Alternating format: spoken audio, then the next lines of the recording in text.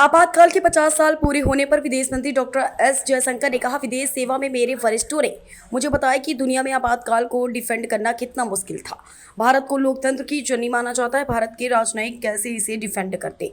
सालों बाद यह पूछे जाने पर कि क्या वे आपातकाल के बारे में कुछ बदलती, उसके जवाब में इंदिरा गांधी ने कहा, नहीं। कांग्रेस पार्टी, इंदिरा गांधी, यहाँ तक कि राजीव गांधी ने भी कभी खेद व्यक्त नहीं किया। 77 में मैंने यूपीएससी एग्ज़ाम पास किया और मैं विदेश सेवा में अफसर बना। तो मेरे पहले जो सीनियर लोग जो थे वो उस समय भारत के अलग अलग राजदूतावासों में थे और हम उन लोगों से सुनते थे कि दुनिया में इमरजेंसी को डिफेंड करना कितना कठिन था।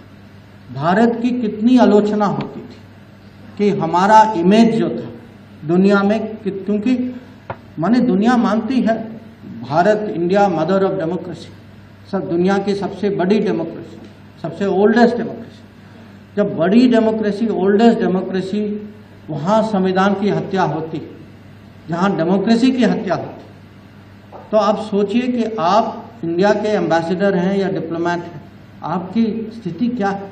आप किस मुंह से आप भारत को डिफेंड करेंगे? कैसा इमेज बनाएंगे? ये हम लोग सुनते थे अपने सीनियर लोग से उस समय। और इंटरेस्टिंग बात यह है कि इमरजेंसी के बाद भी आप जानते हैं 77 में चुनाव हुआ, जनता सरकार आई,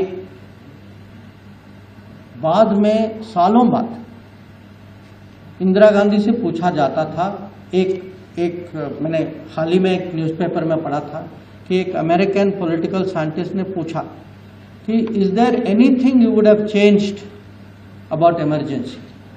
He said, Mrs. Gandhi thought for a moment and she said no. So आप सोचिए, और ये आफ्टर मेनी ईयर्स, तो कभी आप ये सोचिए कि Congress party, Indira Gandhi, even Rajiv Gandhi, they have never expressed regret